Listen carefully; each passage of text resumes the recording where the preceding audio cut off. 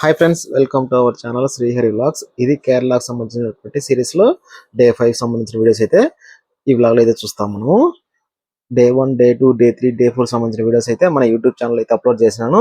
చూడకపోతే ఒకసారి అయితే వెళ్ళి చూడండి ఫ్రెండ్స్. అలాగే మన ఛానల్ ఫస్ట్ టైం అయితే చూస్తూనే ఉంటే ఛానల్ అయితే సబ్స్క్రైబ్ అయితే చేసుకోండి ఫ్రెండ్స్. మేమైతే నిన్న రాత్రి వర్కలా నుంచి డైరెక్ట్ గా తిరువనంతపురంకి అయితే వచ్చేసాము, అనంత పద్మనాభ స్వామి టెంపుల్ దగ్గరికి.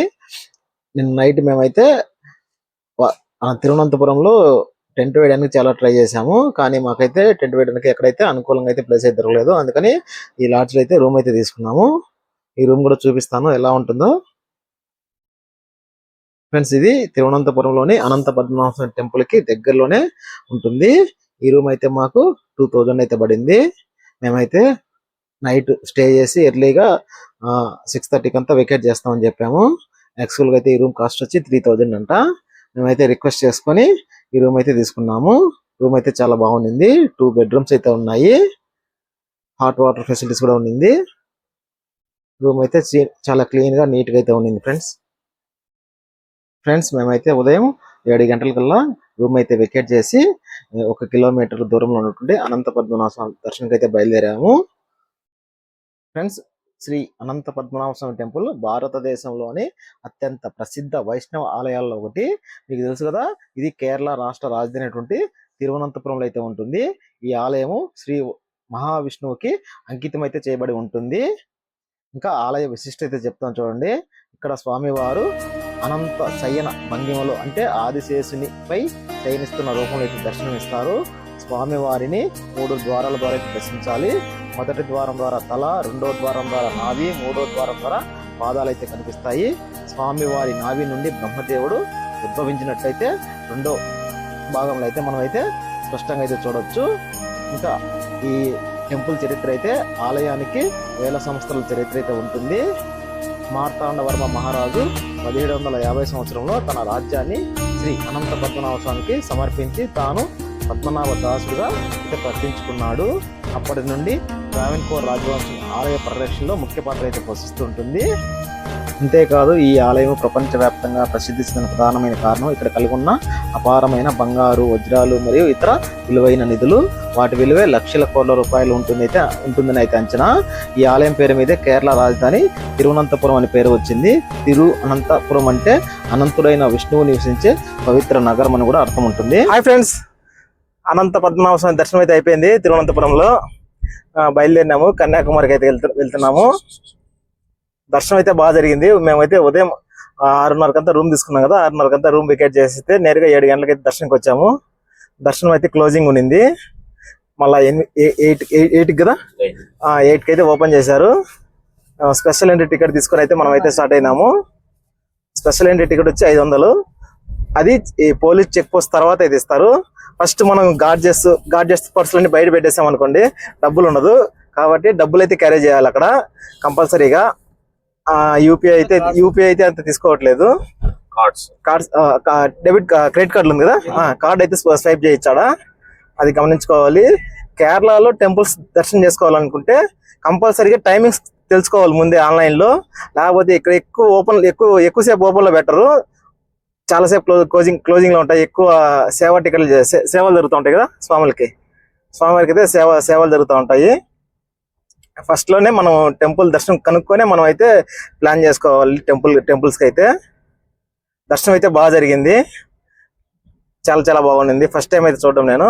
శివ అయితే ఒక 4 సార్లు చూశాడు. అంకుల్ అయితే ఒక 10 సార్లు చూశాడు. సీను బ్రో ఒక 3 సార్లు చూశాడు. కన్యాకుమారికి అయితే వెళ్తున్నాము. లాస్ట్ కన్యాకుమారి, డే 5 లో లాస్ట్ వచ్చి కన్యాకుమారి. సర్ప్రైజ్ ఏమి? దారిలో కుమార్ కోవిల్ అని ఒక అత్యంత పురాతనమైన టెంపుల్ ఉంది. సూపర్ కుమార్ కోవిల్ చూడండి, చాలా బాగుంటది. ఎప్పుడు చూస్తారు. అవునా? ఓకే, వెళ్తాం శివ. కుమార్ కోవిల్ చూసుకుని అయితే మనం కన్యాకుమారికి వెళ్ళిపోతాము. రోడ్డు పైన ఉంటుంది. ఆల్రెడీ టిఫిన్ కూడా తినేసాము. ఎక్కడ స్టవ్ పెట్టలేకపోయినాము. నైట్ క్యాంపింగ్ కూడా వెళ్ళకపోయాము. మొత్తం తిరువనంతపురం సిటీ సెంటర్ లో ఉంది అనంత పద్మనాభ స్వామి టెంపుల్. ఓకే ఫ్రెండ్స్, తర్వాత మేము అప్పుడప్పుడు అనుకున్నటువంటి డెస్టినేషన్ వస్తే కుమార్ కోవిల్. ఇది తిరువనంతపురం నుంచి ఒక 60 కిలోమీటర్లు ఉంటుంది. అలాగే నాగర్ కోయిల్ కంటే ముందు ఒక 17 కిలోమీటర్ దూరంలో అయితే ఈ కుమార్ కోయిల్ అయితే ఉంటుంది. చూడండి ఫ్రెండ్స్, చూడండి, దారిలో మాకైతే ఒక వింత కనబడింది. మామూలుగా అయితే రాకెట్స్ కి వెనకాల పొగ అయితే వస్తుంది కదా, ఇక్కడ మేము కూడా ఫస్ట్ రాకెట్ అనుకున్నాము. దగ్గరికి వచ్చి చూస్తే ఇది ఒక ఫ్లైట్ వెనకాల అయితే పొగ అయితే వస్తుంది. మాకైతే కొత్తగా వింతగా అయితే అనిపించింది ఫ్రెండ్స్. చూడండి, మనమైతే కుమార్ కోయిల్ క్రాస్ రోడ్ దగ్గరికి అయితే వచ్చేసాము. ఈ కుమార్ కోయిల్ తమిళనాడు రాష్ట్రంలోని కన్యాకుమారి డిస్టిక్ తక్కలై సమీపంలోని వెల్లిమల కొండల సమీపంలో అయితే ఉంటుంది. ప్రకృతి సౌందర్యం, కొండల నడుమ ప్రశాంత వాతావరణం, ఆధ్యాత్మిక మహిమ కలిసిన అందమైన క్షేత్రం ఈ కుమార్ కోయిలు. మురుగన్ భక్తులు కన్యాకుమారికి వెళితే తప్పక దర్శించుకునే ఆలయాల్లో ఇది కూడా ఒకటి. ఇక్కడైతే నేచర్ అయితే ఎక్స్ట్రాడినరీగా ఉంటుంది, చాలా చాలా బాగుంటుంది. చూడండి, మొత్తం కొబ్బరి తోటలు ఆహ్లాదాన్ని అయితే వస్తాయి మనకి ఇక్కడైతే.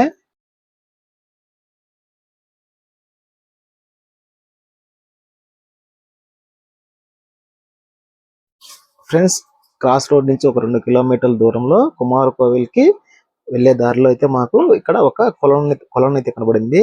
ఇక్కడ లొకేషన్ చూపిస్తా చూడండి, ఎంత ప్రశాంతంగా, ఎంత పీస్ఫుల్ గా, ఎంత బ్యూటిఫుల్ గా ఉందో చూపిస్తాను చూడండి. ఇక్కడైతే మేమైతే ఒక హాఫ్ అన్ అవర్ అయితే స్పెండ్ చేసాము. చాలా చాలా బాగుంది. ఈ ప్లేస్ ని వదిలిపెట్టి రాబుద్ది కాలేదు మాకైతే, అంత బాగుంది ఈ లొకేషన్. చూస్తున్నారు కదా ఫ్రెండ్స్, మనం అయితే ఆల్మోస్ట్ కుమార్ కోయిల్ అయితే చేరుకున్నాము. ఇంకా ఈ ఆలయ విశిష్టత చెప్తాను చూడండి. ఈ క్షేత్రము మురుగన్ స్వామి అంటే సుబ్రహ్మణ్య స్వామి మరియు వల్లీదేవి వివాహం జరిగిన ప్రదేశం అని భక్తులు అయితే విశ్వసిస్తారు. ఆలయంలోని మురుగన్ విగ్రహం ఒకే రాతితో చెక్కబడిన ఒక పురాతనమైన శిల్పము. ఆలయము చిన్న కొండపై ఉండి దాదాపు 40 మెట్లు ఎక్కి అయితే దర్శనం అయితే చేసుకోవాలి. అంతేకాదు, ఈ టెంపుల్ కి పురాణ కథ ఉంది, చెప్తా చూడండి. వల్లీదేవి వెల్లిమలై ప్రాంతంలో తపస్సు చేసినప్పుడు మురుగన్ స్వామి వేటగాడు రూపంలో వచ్చి ఆమెను ఇక్కడే వివాహం చేసుకున్నారని చెప్తారు. అందువల్ల ఈ ప్రాంతం మురుగన్ భక్తులకి అత్యంత పవిత్రమైన క్షేత్రం అయితే భావించబడుతుంది.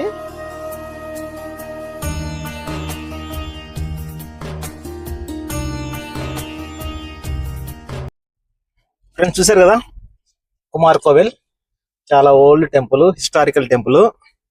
మేము ఎగ్జాక్ట్ గా 11:30కి వచ్చాము. అభిషేకం జరుగుతా ఉంది. ఒక 10 నిమిషాలు చూసాము. మూల విరాట్ అయితే కనపడలేదు, దూరం నుంచి చూసాము. తర్వాత దర్శనం అయితే స్టార్ట్ చేశారు. మేము లైన్ లోకి వెళ్ళిపోయాము. లైన్ లోకి వెళ్ళిపోయిన కట్టన వేస్తున్నారు. కట్టన వేసారు ఎందుకని అడిగితే అలంకారం జరుగుతుంది, ఇంకా 1 అవర్ పడుతుంది అని చెప్పారు. సో సమయాభావం వల్ల మాకు ఇంతే ప్రాప్తం అనుకుని చెప్పేసి అయితే మేమైతే స్టార్ట్ అయిపోయినాము. చాలా హిస్టారికల్ టెంపుల్, మంచి లొకేషన్ లో లొకేట్ అయింది అది టెంపుల్. పక్కన మొత్తం హిల్ వ్యూ. అదిగా ఈరోజు మంగళవారము అభిషేకం అయితే జరిగిందంట, చాలా బాగుంది. కంపల్సరీ చూడండి. తిరువనంతపురం నుంచి కన్యాకుమారికి వచ్చే మధ్యలోనే ఉంటుంది ఈ టెంపుల్. చాలా చాలా బాగుంటుంది. మంచి లొకేషన్ లో అయితే లొకేట్ అయింది అది టెంపుల్. గూగుల్లో చూసి కూడా చాలా హిస్టారికల్ టెంపుల్ అని చెప్తున్నారు. మేమైతే వస్తు విగ్రహాన్ని దర్శనం చేసుకుని అన్నం పెట్టుకుని అయితే వచ్చేసాము. ఆల్మోస్ట్ ఒక 45 మినిట్స్ వెయిట్ చేసాము. ఓకే ఫ్రెండ్స్, నెక్స్ట్ నేరుగా కన్యాకుమారికి వెళ్ళిపోతున్నాము. ఇంకా కేరళలో, తమిళనాడులో మా ఫైనల్ డెస్టినేషన్ కన్యాకుమారి. కుమార్ కోవిల్ నుంచి సుమారు ఒక 15 కిలోమీటర్ల దూరంలో ఈ కన్యాకుమారి అయితే ఉంటుంది. ఇప్పుడైతే అంకుల్ తాటి నుంజులు కనపడినాయి, మాకు తాటి నుంజులు కావాలని చెప్పేసి బ్రేక్ వేయించాడు. మేమైతే ఇక్కడ కాసేపు తాటి ముంజులు తిన్నాము. ఒక్కొక్క ముంజు 10 రూపాయలు అంట. మా ఊళ్ళో తమిళనాడులో తాటి ముంజులు చాలా తక్కువ రేటుగా దొరుకుతాయి, కానీ ఇక్కడ హైవేలో ఉండడం వల్ల 10 రూపాయలు అయితే తీసుకున్నారు. అలాగే తాటి ముంజుల సర్బత్ కూడా తీసుకున్నాం మేము, అదైతే 60 రూపాయలు అంట.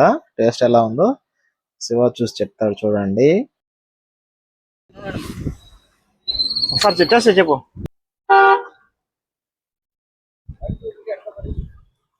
బాగుంది, వెరైటీగా.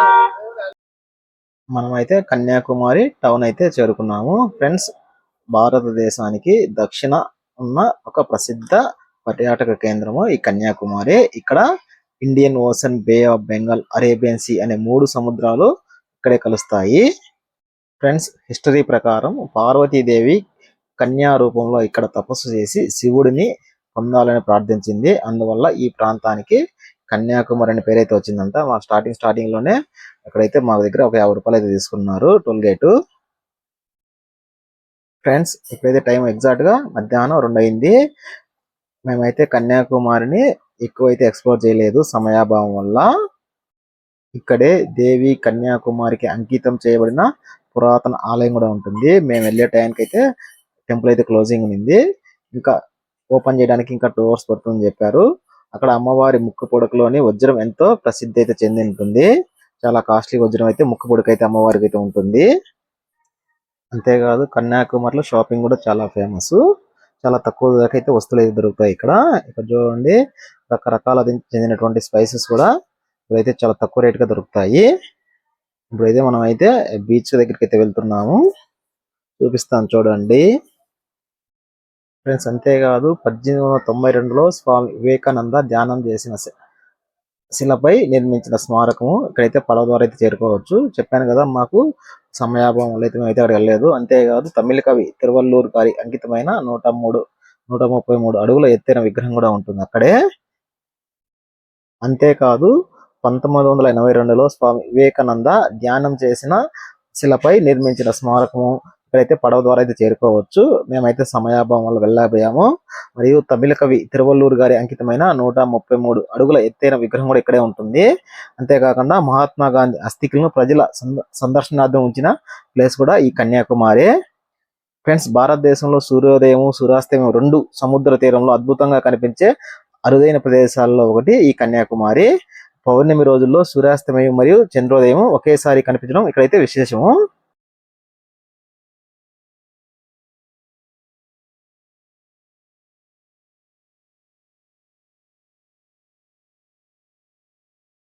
ఓకే ఫ్రెండ్స్, ఇంతటితో కేరళ తమిళనాడు సంబంధించిన 5 రోజుల ట్రిప్ అయితే కంప్లీట్ అయిపోయింది.